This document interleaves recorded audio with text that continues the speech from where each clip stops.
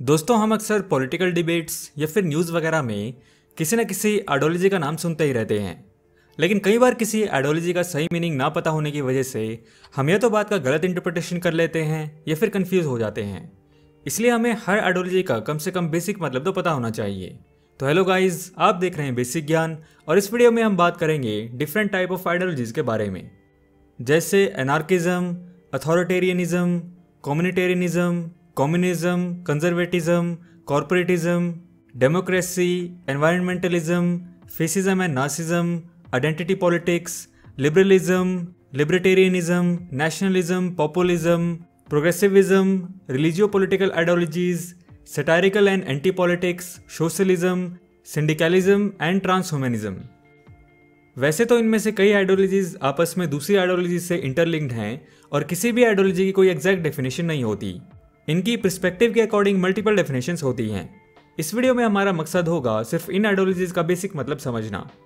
आइए अब एक एक करके इनकी बात करते हैं। सबसे पहले बात करते हैं एनार्किज्म की। तो एनार्की एक ऐसी पॉलिटिकल फिलॉसफी है जिसे लेके काफ़ी लोगों को मिसकंसेप्शन है।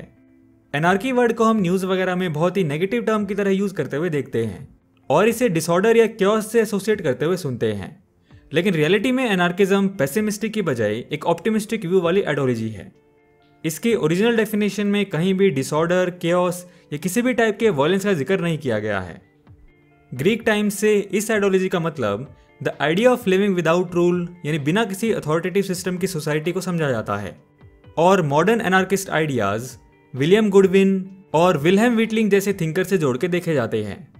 पीजे प्रूडोन सबसे पहले ऐसे पॉलिटिकल फिलोसोफर थे जिन्होंने 19वीं सेंचुरी में खुद को एनार्किस्ट कहा था। नेक्स्ट, अथॉरिटेरियनिज्म यानी सत्तावाद।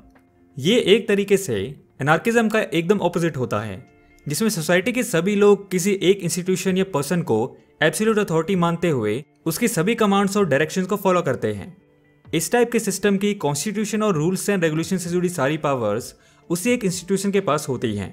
ऐसे सिस्टम में इंस्टीट्यूशन का लीडर बहुत ही ज़्यादा पावरफुल पर्सन होता है जो अपनी मन मर्जी से कुछ भी कर सकता है। नेक्स्ट, कम्युनिटेरियनिज्म यानी समुदायवाद। ये एक सोशल फिलॉसफी है जिसे पहली बार 19वीं सेंचुरी में कॉइन किया गया, लेकिन इसके विचार उससे बहुत पहले से एरिस्टोटल के ज़माने से मौजूद हैं। इसके अकॉर्डिंग इंडिविजुअल की चॉइस उतनी इंपॉर्टेंट नहीं है, कम्युनिटी ज़्यादा इंपॉर्टेंट है। कम्युनिटी की प्रायोरिटी एक इंडिविजुअल से हमेशा ज़्यादा है। इस आइडियोलॉजी के अकॉर्डिंग कम्युनिटी सभी लोगों को एक सोशल आइडेंटिटी देती है और कम्युनिटी में रह के ही इंडिविजुअल्स अपनी पर्सनैलिटी डेवलप कर पाते हैं। उनकी ओवरऑल डेवलपमेंट पे ज़्यादा प्रभाव कम्युनिटी का ही होता है, ना कि उनका खुद का। इसलिए कम्युनिटी की सिग्निफिकेंस ज़्यादा है। नेक्स्ट, कम्युनिज्म यानी साम्यवाद। ये एक ऐसी फिलोसफिकल, सोशल, पॉलिटिकल और इकोनॉमिक आइडियोलॉजी है जिसका मकसद है एक कम्युनिस्ट सोसाइटी सेटअप करना। कम्युनिज्म एक एंटी कैपिटलिस्ट आइडियोलॉजी है। ये इंडिया में अर्ली 1920 से मूवमेंट के रूप में मौजूद था, जिसके बाद फिर 1925 से 1964 तक ये सोशल और पॉलिटिकल आइडियोलॉजी के रूप में मौजूद रहा। कम्युनिज्म सोशलिज्म का ही एक स्पेसिफिक फॉर्म है जिसके बारे में हम आगे बात करेंगे। अगला है कंजर्वेटिज्म यानी रूढ़िवाद।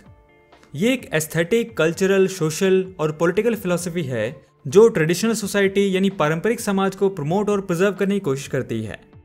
इसके अकॉर्डिंग कम्युनिटीज़ को अपने कल्चर और सिविलाइजेशन को कंजर्व करके रखना चाहिए। कंजर्वेटिज्म के सपोर्टर्स अक्सर प्रोग्रेस और डेवलपमेंट का विरोध करते हैं और ट्रेडिशनल वैल्यूज़ पर लौटने की मांग करते हैं। नेक्स्ट इज कॉर्पोरेटिज्म यानी निगमवाद। इस पॉलिटिकल आइडियोलॉजी के अकॉर्डिंग सोसाइटी को डिफरेंट कॉर्पोरेट ग्रुप्स में ऑर्गेनाइज किया जाना चाहिए, जैसे agriculture, labour, military, business, scientific etcetera. और ये ग्रुप्स लोगों के कॉमन इंटरेस्ट के बेस पे डिसाइड किए जाने चाहिए। अगला है डेमोक्रेसी यानी लोकतंत्र, जो एक ऐसी आइडियोलॉजी होती है जिसमें सोसाइटी को चलाने के लिए, उसके सभी नियम कानून वगैरह बनाने के लिए एक ऐसी टाइप की गवर्नमेंट होती है जो खुद सोसाइटी के लोगों द्वारा ही वोटिंग करके चुनी जाती है। ऐसी गवर्नमेंट में चुने जाने वाले गवर्नमेंट ऑफिशियल्स उसी सोसाइटी के लोगों में से होते हैं।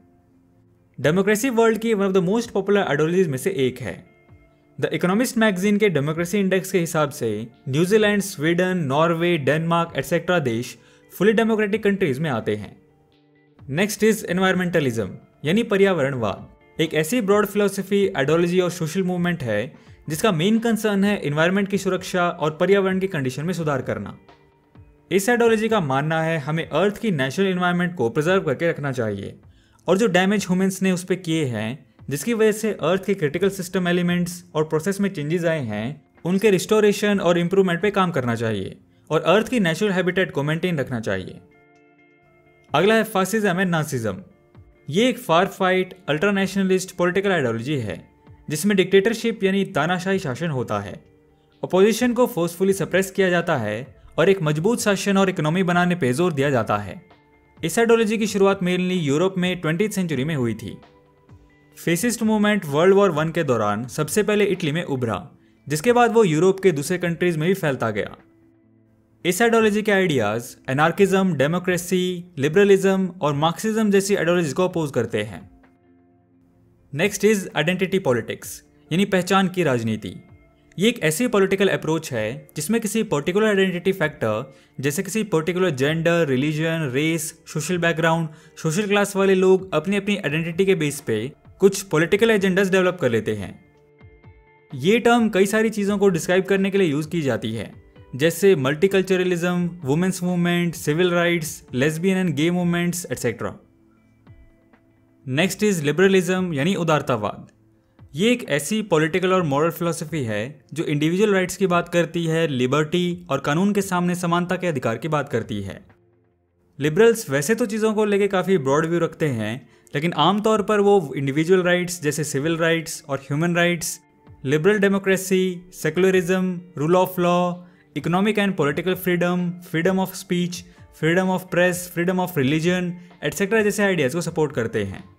लिबरलिज्म की शुरुआत as an political and intellectual tradition 17वीं सेंचुरी में हुई थी, लेकिन इसके फिलोसफिकल आइडियाज़ 8वीं सेंचुरी BC से मौजूद हैं। नेक्स्ट इज लिबर्टेरियनिज्म यानी उदारवाद। ये एक ऐसी पॉलिटिकल फिलॉसफी है जो लिबर्टी यानी स्वतंत्रता को एक प्रमुख मूल्य के रूप में मानता है। लिबर्टेरियंस पॉलिटिकल फ्रीडम को मैक्सिमाइज करने के लिए स्टेट यानी गवर्नमेंट की पावर्स को कम से कम रखना चाहते हैं ताकि सोसाइटी के लोगों को अपनी फ्रीडम ऑफ चॉइस मिले। इस आइडियोलॉजी के अकॉर्डिंग किसी भी सोसाइटी में स्टेट के पास कम से कम पावर होनी चाहिए जिससे काम चल जाए, यानी एक इंडिविजुअल दूसरे इंडिविजुअल की फ्रीडम को हर्ट ना कर सके। इसके अलावा कोशिश यही रहनी चाहिए कि लोगों को अपनी मनपसंद चीज़ें करने का और अपने तरीके से रहने सहने का पूरा राइट मिले। अगला है नेशनलिज्म यानी राष्ट्रवाद। ये एक ऐसी आइडियोलॉजी है जिसका मानना है कि जिन लोगों की कॉमन आइडेंटिटी और कैरेक्टरिस्टिक्स हैं वो एक अलग पॉलिटिकल कम्युनिटी यानी कि देश बना सकते हैं और अपनी एक अलग टेरिटोरियल बाउंड्री बना के रह सकते हैं। ऐसे देश के मैनेजमेंट से जुड़ी पावर्स उन्हीं के द्वारा बनाई गई गवर्नमेंट के पास होनी चाहिए बिना किसी आउटसाइड इंटरफेरेंस के। आगे अपनी एक सिंगल नेशनल आइडेंटिटी मेंटेन करने के लिए उनके पास खुद की geographic location, government, culture, ethnicity, language, religion, tradition etcetera होने चाहिए। अगला है पॉपुलिज्म यानी लोक लुभावनवाद। ये एक ऐसी पॉलिटिकल फिलॉसफी है जिसमें आम लोगों को सपोर्ट करने और उनके फायदे करने की बात की जाती है, जैसे महंगाई को ख़त्म करना, टैक्स को कम करना एटसेट्रा। हालांकि ये सभी चीज़ें पूरा करना प्रैक्टिकली पॉसिबल नहीं है, लेकिन फिर भी पॉपुलिस्ट पार्टी या लीडर्स पब्लिक की इन डिमांड्स का यूज़ करके लोगों का सपोर्ट हासिल करने की कोशिश करते हैं। ये टर्म 19वीं सेंचुरी के एंड में डेवलप हुआ था। उस समय ये कई पॉलिटिशियंस, पॉलिटिकल पार्टीज और मूवमेंट्स के लिए यूज़ किया गया था। उसके बाद से ये अक्सर नेगेटिव सेंस में यूज़ किया जाने लगा। पॉलिटिकल साइंस और सोशल साइंस में इसकी कई सारी अलग अलग डेफिनेशंस देने की कोशिश की गई। हालांकि कुछ स्कॉलर्स का कहना था कि इसके मीनिंग में बहुत ज़्यादा कन्फ्यूजन होने की वजह से इस टर्म को पूरी तरह से रिजेक्ट कर देना चाहिए। नेक्स्ट इज प्रोग्रेसिविज्म यानी प्रगतिवाद। ये एक ऐसी पॉलिटिकल फिलॉसफी है जो सोशल रिफॉर्म यानी सामाजिक सुधार के आइडियाज़ को सपोर्ट करती है। इसके अकॉर्डिंग साइंस एंड टेक्नोलॉजी में एडवांसमेंट, इकोनॉमिक डेवलपमेंट और सोशल ऑर्गेनाइजेशन जैसी चीज़ें प्रोग्रेस करने के लिए यानी ह्यूमन कंडीशन को इम्प्रूव करने के लिए बहुत ज़रूरी हैं। 18th और 19th सेंचुरी में यूरोप में इंडस्ट्रियल रेवोल्यूशन लाने के लिए ये आइडियोलॉजी बहुत इंपॉर्टेंट बन गई थी। Next is religio political ideologies यानी धार्मिक राजनीतिक विचारधारा। ये वो आइडियोलॉजीज होती हैं जो किसी पर्टिकुलर रिलीजन बेस पर होती हैं। रिलीजन ने इतिहास में कई बार लोगों को एकजुट कर संगठित करने का काम किया है।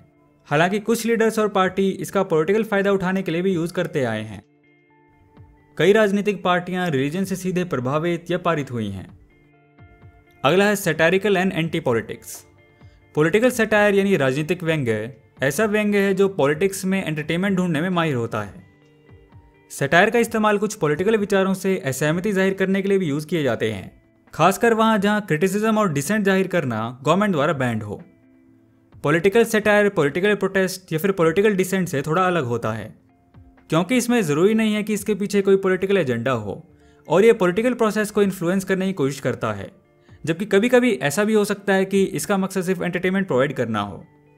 सटायर को नेपोलियन थर्ड के टाइम से यानी 19th और 20th सेंचुरी से देखा जाता आ रहा है। अगला है सोशलिज्म यानी समाजवाद। ये एक ऐसी पॉलिटिकल, सोशल और इकोनॉमिक फिलॉसफी है जिसका मानना है कि सोसाइटी में किसी के पास भी अकेले प्राइवेट प्रॉपर्टी जैसे ज़मीन और बिल्डिंग्स की ओनरशिप नहीं होनी चाहिए, क्योंकि ज़मीन एक नेचुरल रिसोर्स है। दूसरे नेचुरल रिसोर्सेज जैसे झील, नदियाँ, समुद्र, पहाड़, झरने, तालाब एटसेट्रा की तरह इस पर भी सभी लोगों का बराबर का अधिकार है। बिल्डिंग्स और इकोनॉमिक रिसोर्सेज की इंडिविजुअल ओनरशिप होने की बजाय सोशल ओनरशिप होनी चाहिए, यानी किसी भी चीज़ में किसी की मोनोपोली नहीं होनी चाहिए। सोसाइटी में लोग अपनी क्षमता के हिसाब से काम करेंगे और उन्हें अपने काम के हिसाब से चीज़ें मिलेंगी। इंडिया के फ्रीडम फाइटर्स जैसे महात्मा गांधी, भगत सिंह, सुभाष चंद्र बोस, स्वामी विवेकानंदा एटसेट्रा सभी सोशलिस्ट विचारधारा वाले लोग थे। अगला है सिंडिकलिज्म यानी श्रमिक संघवाद। इस आइडियोलॉजी के अकॉर्डिंग वर्कर्स और लेबरर्स की लोकल ट्रेड यूनियन ऑर्गेनाइजेशंस होनी चाहिए जो उनके हक और अधिकार की बात करे और स्ट्राइक्स और प्रोटेस्ट करके उनका हक उन्हें दिलाए। इस आइडियोलॉजी के हिसाब से वर्कर्स को स्टेट यानी गवर्नमेंट और किसी भी पॉलिटिकल पार्टी पे बिल्कुल विश्वास नहीं करना चाहिए। सिंडिकलिस्ट के अकॉर्डिंग स्टेट यानी गवर्नमेंट कैपिटलिस्ट के एजेंट की तरह होती है। स्टेट वही करेगा जो कैपिटलिस्ट क्लास, इंडस्ट्रियल क्लास और बिजनेस क्लास के स्वार्थ में है, और पॉलिटिकल पार्टीज भी किसी ना किसी क्लास को ही रिप्रेजेंट करेंगी। ये लेबरर्स और वर्कर्स के जेन्युइन इंटरेस्ट की बात ये कभी नहीं कर पाए, इसलिए इनका मानना था कि वर्कर्स को अपने अधिकारों के लिए खुद ही लड़ना पड़ेगा और वो ट्रेड यूनियन ऑर्गेनाइजेशन के थ्रू ही अपने हक के लिए आंदोलन कर सकते हैं। नेक्स्ट और लास्ट हमारी लिस्ट में है ट्रांसह्यूमनिज्म।